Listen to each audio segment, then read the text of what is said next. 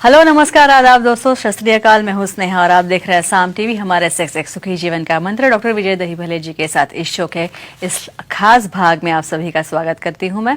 दोस्तों, जब भी हमें कोई मेडिकल इमरजेंसी आती है या फिर स्वास्थ्य से जुड़ी कोई परेशानी हमें सताती है तो हम क्या करते हैं, सबसे पहले हम सारी जाके ये चीजें जो है हम बताते हैं हमारे दोस्तों को या फिर हमारे परिवार के लोगों को, हमारे परिवार के सदस्यों को।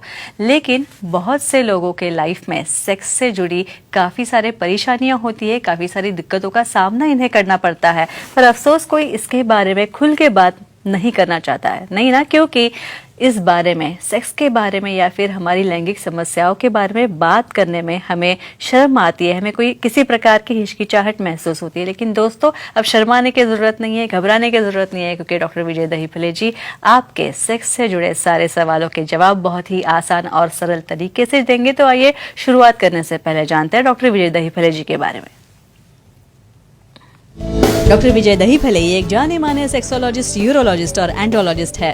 डॉक्टर विजय दहीभले जी के क्लिनिक संभाजी नगर, हैदराबाद, दिल्ली में द्वारका, पुणे तथा नवी मुंबई में नेरुल, खारघर मेडिकोर हॉस्पिटल, थाने, दादर, अंधेरी, कल्याण, नासिक, नागपुर, अहमदाबाद और दुबई में भी है। डॉक्टर दहीभले जी का भारत तथा अन्य देशों में कॉन्फ्रेंसेस और सेमिनार्स के लिए हमेशा आना जाना रहता है, जिनके माध्यम से डॉक्टर विजय दहीभले सेक्स संबंधी सभी समस्याओं पर सलाह एवं मार्गदर्शन करते हैं।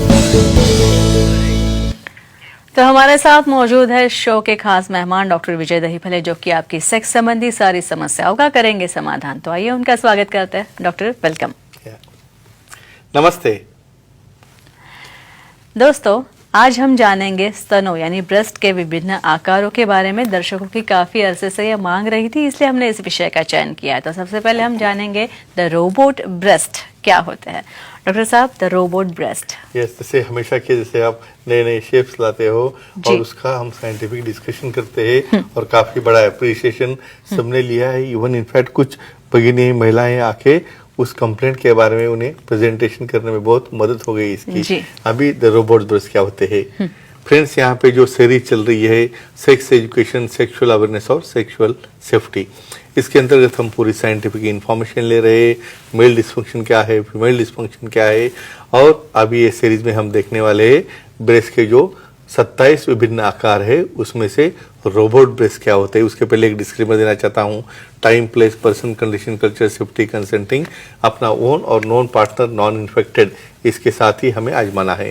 भाई क्यों देखना है ब्रेस्ट के शेप्स हमें ये इसलिए देखना है कि बहुत बार जब कपल हमारे पास आता है तो कंप्लेंट रहती है उसके पार्टनर की, सर इसके ब्रेस्ट नॉर्मल नहीं है, इसमें मुझे फोरप्ले में कोई एंजॉयमेंट आता नहीं है, तो इसे क्या करना चाहिए, मुझे कुछ तो एबनॉर्मल लग रहा है।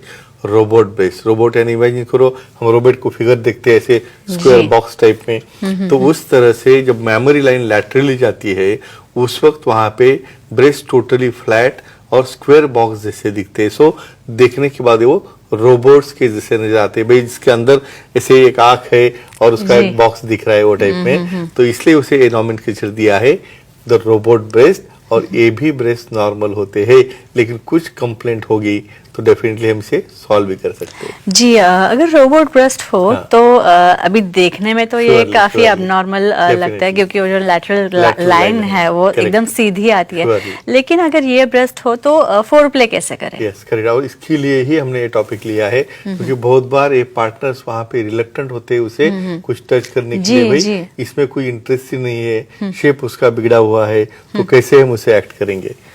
फ्रेंड्स, एक ही कहता हूँ, यहाँ पे देखो, अपनी बॉडी जैसी कोई ऊंचा है या कोई यहाँ पे शॉर्ट है या कोई फैट है, उसी तरह मेमोरी लाइन जो है जो उसके मदर के अंदर रहती है उसी शेप को कैरी ऑन करती है अपने किड्स में।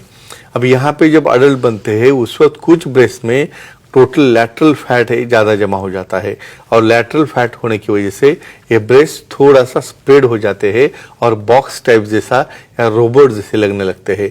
तो ऐसे केसेस में कैसे फोरप्ले करना चाहिए, यहाँ पे कुछ केसेस में लैटरल एस्पेक्ट में आउटर पार्ट जो है वो सेंसिटिव रहता है, इवन फैट भी वहाँ पे होगा, तो आप कंफर्टेबली उसे प्रेस करोगे या मसाज करोगे तो डेफिनेटली वहाँ पे स्टिमुलेशन आ जाता है। और इसमें भी पार्टनर को कोई दिक्कत हो तो कुछ कॉस्मेटिक सर्जरी करके हम उसे भी मॉडिफाई कर सकते हैं।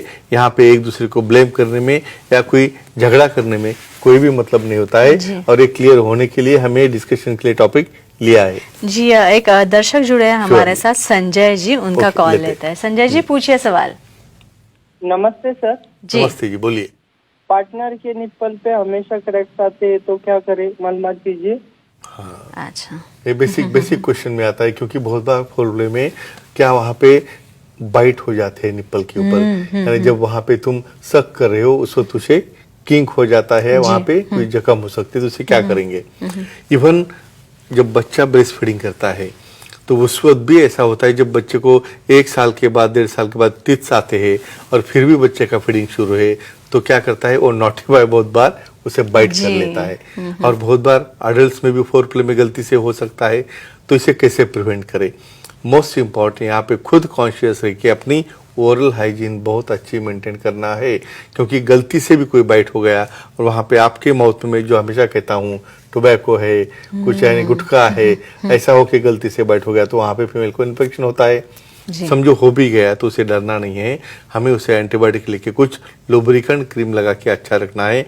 और कुछ फीमेल्स में यहाँ पे कोई वातावरण जब ठंडा हो तो उसमें भी वो ड्राइनेस आके क्रैक होता है, तो मॉइस्चराइजर है, क्रीम लगा के उसे हम नॉर्मल और अच्छा रख सकते हैं। लेकिन जब कोई लीजन होगा वो अच्छा होने तक किसी भी तरह से वहां पे से हमें डिस्टर्बेंस नहीं करना है। Doctor, another type is the किनोइस ब्रेस्ट, तो ये क्या होता है? राइट, कैनोज ब्रेस्ट, ये भी एक प्रकार रहता है। क्या है कहेंगे हमारे दर्शकों को।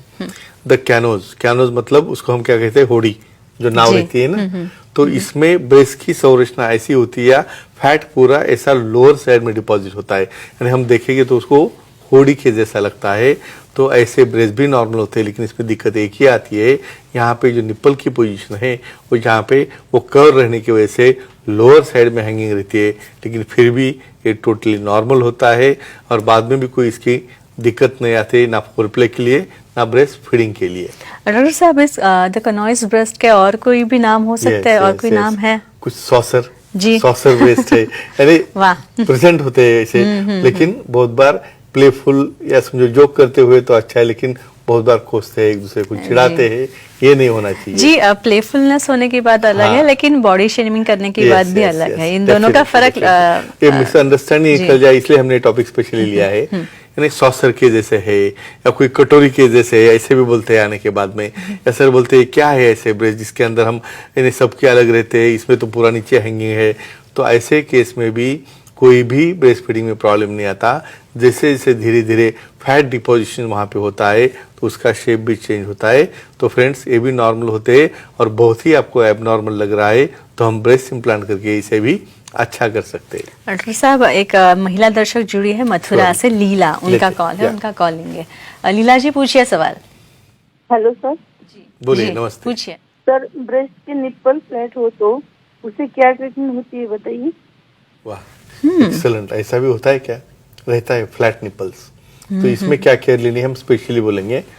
फ्रेंड्स, यहाँ पे कुछ फीमेल्स में आइडियली निपल कम से कम 0.5 सेंटीमीटर या 1 सेंटीमीटर ब्रेस्ट के एरियोला से बाहर रहना चाहिए, जिसकी वजह से कि यहाँ पे पार्टनर को भी वहाँ पे कोई फोरप्ले में फायदा होता है, या जब डिलीवरी होती है, जब बच्चा तैयार होता है और उसे फीडिंग करना है, इमेजिन करो उसका पूरा फ्लैट यहाँ पे निप्पल है, तो कैसे उसे सक करेगा। तो ऐसे केसेस में दिक्कत आ सकती है, इसलिए प्रेगनेंसी होने के पहले ही ऐसे फ्लैट ब्रेस्ट को या फ्लैट निप्पल को अच्छा करना चाहिए। हेरिडिटरी कंडीशन की वजह से ऐसा रह सकता है, लेकिन प्रॉपरली उसको पुलिंग एक्सरसाइज है, प्रॉपर मसाज है, या जरूरत पड़े तो उसे कॉस्मेटिक सर्जरी करके हम बाहर ला सकते हैं। काफी अच्छा सवाल है, लेकिन ये प्रेगनेंसी पहले ही आपको अच्छा करना है। डॉक्टर, अगली टर्म जो है, अगला बोलिए। टाइप ऑफ ब्रेस्ट है, वो काफी बड़ा है। Watch where are you going. Yes, मुझे yes. तो मतलब मोबाइल में हम लोग व्हाट्सएप में मैसेज भेजते हैं ना, 2 आंखें होती हैं, Right, वो याद आ गया। तो watch where are you going, ये तो क्या है? नाम में आता है वॉच वेयर यू आर जी, गोइंग। जी। तो कंडीशन क्यों है हम डिस्क्राइब करेंगे। जी कुछ ब्रेस्ट में ज्यादा फीडिंग होने के बाद या फैट कंडीशन में वहां पे ब्रेस्ट, कुछ लोग उसको सपोर्ट नहीं लगाते हैं, ब्रीशर से स्पेशली स्पोर्ट ब्रा रहते हैं वो यूज करना चाहिए। तो कुछ लोग केयर नहीं लेते, तो ऐसे केसेस में ब्रेस्ट हैंग हो जाते हैं, और हैंग होने के बाद अपने आप निप्पल ऐसा नीचे देखना शुरू करते हैं। तो जस्ट बाहर से ही आप देखोगे ना, लगता है कि ऐसे बात करते करते फ्रेंडली पार्टनर भी बोलते हैं भाई हमेशा वो नीचे ही देखते रहते, क्या ढूंढते रहते ये। तो ऐसा लगता है नॉमिनेशन उसका अपीयरेंस देख के, लेकिन ये भी ब्रेस्ट नॉर्मल होते हैं और इसमें समझो आपको कुछ करना है सर्जरी या कुछ कॉस्मेटिक के लिए चेंज करना है तो वो भी हम कर सकते हैं श्योरली। डॉक्टर साहब और एक बात ये है कि ये जो ब्रेस्ट है काफी बार लोगों को ये भी लग Surely. सकता है कि या फिर किसी फीमेल को ये भी Right, लग right, सकता है right, कि right. अगर मेरे Yeah. इस टाइप के ब्रेस्ट है तो मुझे शायद कोई सर्जरी करा लेनी Definitely, चाहिए। definitely, तो definitely. क्या इस पे सर्जरी हो सकती है? ये ऑप्शन है सर्जरी का? Definitely. और क्यों करना चाहिए? बहुत बार फीमेल्स ऐसे ब्रेस्ट होने की वजह से एक्सपोज नहीं होती, बहुत बार खुद शर्माती है कि मेरे पार्टनर को क्या लगेगा, अच्छा लगेगा नहीं लगेगा, इसलिए बहुत बार वो अवॉइड करते हैं। लेकिन यही लेवल पे फोरप्ले में फिर अनबन होना शुरू होती है। तो इसे हम क्या करेंगे, हम अच्छा कर सकते हैं। कैसे? शॉर्ट में बोलेंगे इनको, breast implant surgery, breast reduction mammoplasty या ब्रेस्ट लिफ्ट, ये 2-3 सर्जरी करके हम निप्पल को भी, एरियोला के भी, और जो एक्स्ट्रा हैंगिंग पार्ट है उसे रिमूव करके नॉर्मल कर सकते हैं। लेकिन यहाँ पे दोनों पार्टनर की सम्मति होनी चाहिए। तो फ्रेंड्स, क्यों हमने टॉपिक लिया है ये कि ये हर एक पर्सन में वेरिएशन है, मेल हो फीमेल हो, ऐसे वेरिएशन को एक्सेप्ट करना है और सेक्सोलॉजी सीरोलॉजी एंडोलॉजी को दिखा के उसमें जो भी चेंज करना है एक्सपेक्टेड वो भी हम कर सकते हैं। तो इसलिए आपके मैरिड लाइफ में कुछ अनबन न हो जाए और आपका मैरिड लाइफ सुखी रहे, इसलिए हमने टॉपिक लिए है।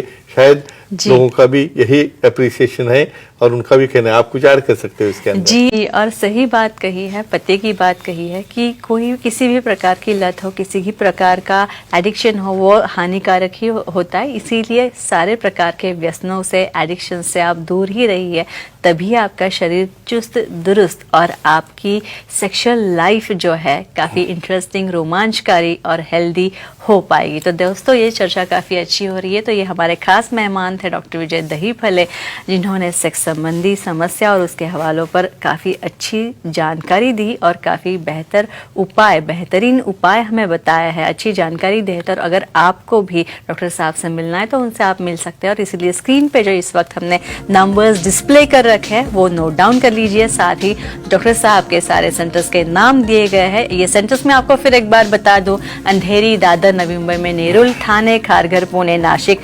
संभाजी नगर, हैदराबाद, नागपुर, दुबई में भी डॉक्टर साहब के सेंटर्स हैं। यहाँ पे आप जा सकते हैं और सारे नंबर्स जो है, सारे नंबर्स इन सेंटर्स के फिर एक बार आप डिस्प्ले पे, स्क्रीन पे आप देख रहे हैं, वो वापस एक बार नोट डाउन कर लीजिए। तथा उनकी ईमेल आईडी है, वेबसाइट भी है, sexologistvijaydahipale.in। इस पे आप जाएंगे तो आपको अपॉइंटमेंट का बटन दिखेगा, वो क्लिक कीजिए और आसानी से आप डॉक्टर साहब की अपॉइंटमेंट पा सकते हैं और बहुत ही आसान, बेहतर तरीके से अपने लैंगिक समस्याओं से छुटकारा आप पा सकते हैं।